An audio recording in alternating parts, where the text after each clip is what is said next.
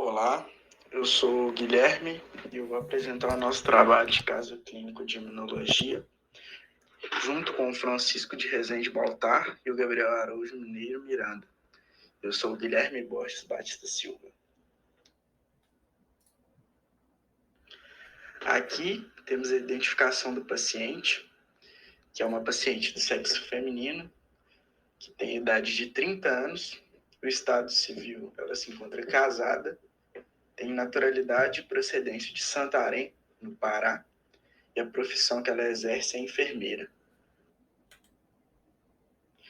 O paciente chegou ao hospital com a queixa principal de febre alta, prostração e cefaleia. Na história da moléstia atual, a paciente relata que há 2 semanas começou com febre baixa e após 1 semana da notificação da febre, o quadro clínico evoluiu para febre alta, cefaleia, sudorese, calafrios, vômito e prostração. De acordo com o marido, a paciente apresentou episódios de delírio. Na história patológica pregressa, a paciente nega cirurgias e doenças anteriores, nega o uso de medicamentos e utiliza apenas ansiolíticos naturais. Na história social, a paciente afirma ser proativa, tem uma alimentação saudável, nega tabagismo, é etilista social, nega o uso de drogas ilícitas e mora em um condomínio residencial de classe média situado em uma zona de mata e realiza um trabalho voluntário 3 vezes por semana em uma comunidade necessitada que também fica situada em uma zona de mata. No seu histórico familiar, ela apresenta mãe e pais ígidos, marido hipertenso e avós ígidos. Na anamnese especial, os sintomas gerais apresentados pela paciente são febre alta, calafrios, tremores, sudorese, dor de cabeça, prostração, alteração da consciência, hiperventilação, dispneia e icterícia. Na pele e fâneros, ela apresenta desidratação, cor ictérica e fâneros opacos.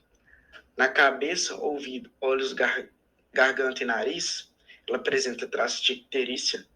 No aparelho respiratório, ela encontra com tórax simétrico, sem retração ou abalamentos, presença de som claro pulmonar, murmúrio fisiológico sem ruídos e está com frequência respiratória de 26 incursões. O aparelho cardiovascular apresenta bolhas rítmicas, sem sopro, pulso radial normal, simétrico e rítmico. No aparelho digestório, genitário e locomotor, não há nada digno de nota.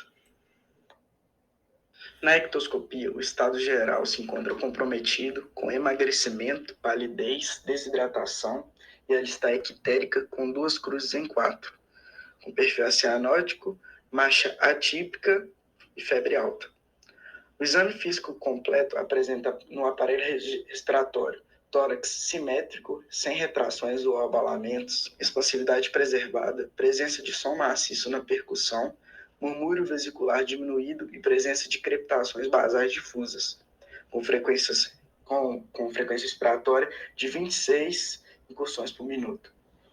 O aparelho cardiovascular apresenta ictus cordis não visível, bolhas hiperfonéticas, com sopro sistólico, pulso radial fino e taquirrítmico.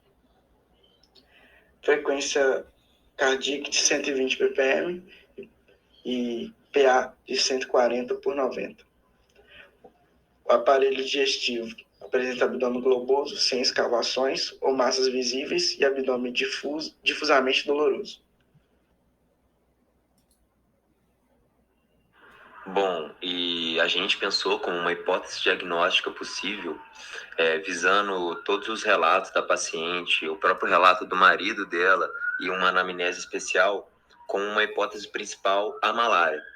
E a gente também pensou como diagnóstico diferencial a febre tifoide e a doença de Chagas. A febre tifoide e a doença de Chagas, ambas por terem sintomas parecidos com as relatadas pela paciente. Bom, para determinar isso com a conduta dela, a gente achou que ela tem que fazer alguns exames.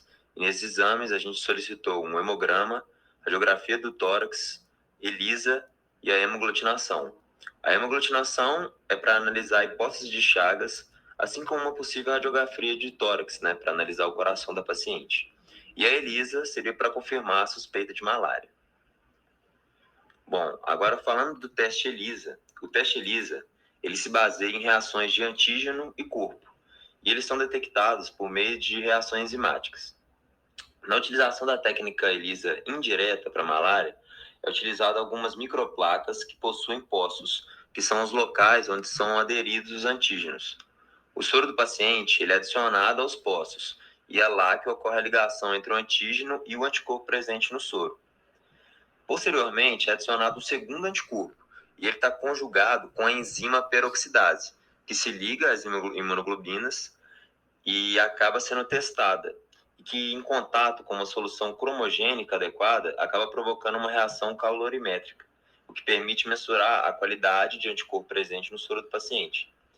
Esse exame, ele proporciona alta especificidade e sensibilidade, além de ser preciso, claro, para detectar IgG e IgM. E outro teste bastante utilizado para determinar parasitose, por exemplo, como a malária ou a própria doença de Chagas, é a hemaglutinação indireta. A hemaglutinação indireta ela é uma ligação dos anticorpos treponêmicos presentes no soro com as hemácias que contêm os antígenos do parasita. Para esse teste, é utilizada uma placa de microtitulação com fundo em V. E nessa placa acaba se adicionando a amostra que, se for reagente, vai conter os anticorpos. Adiciona também o controle positivo e negativo e as hemácias sensibilizadas com antígeno aos poços. Bom, para se comprovar a positividade desse teste em questão, primeiro de tudo, você pode visualizar ele a olho nu, devido a ser muito visível o resultado. E caso a amostra seja reagente, as hemácias elas acabam ficando distribuídas de uma maneira homogênea, em forma de tapete ou de manto. Isso acaba sendo formado pela malha de imunocomplexos antígeno e anticorpo. Agora, caso a amostra não seja reagente, as hemácias elas acabam sendo acumuladas em forma de botão no fundo do poço em V. E também, se caso por algum motivo a amostra seja indeterminada, ou seja, não der não reagente ou não der reagente, ela não corresponderá a nenhum dos padrões antigos. E aí ela vai mostrar qualquer outro padrão diferente dos dois mostrados no slide. E após a realização dos exames, acabaram saindo os resultados dos mesmos. E nesses resultados excluíram algumas hipóteses e concluíram outra. Como primeiro resultado de exame, a gente teve o resultado do ELISA, que foi um resultado reativo para a malária, que foi feito com os antígenos presentes.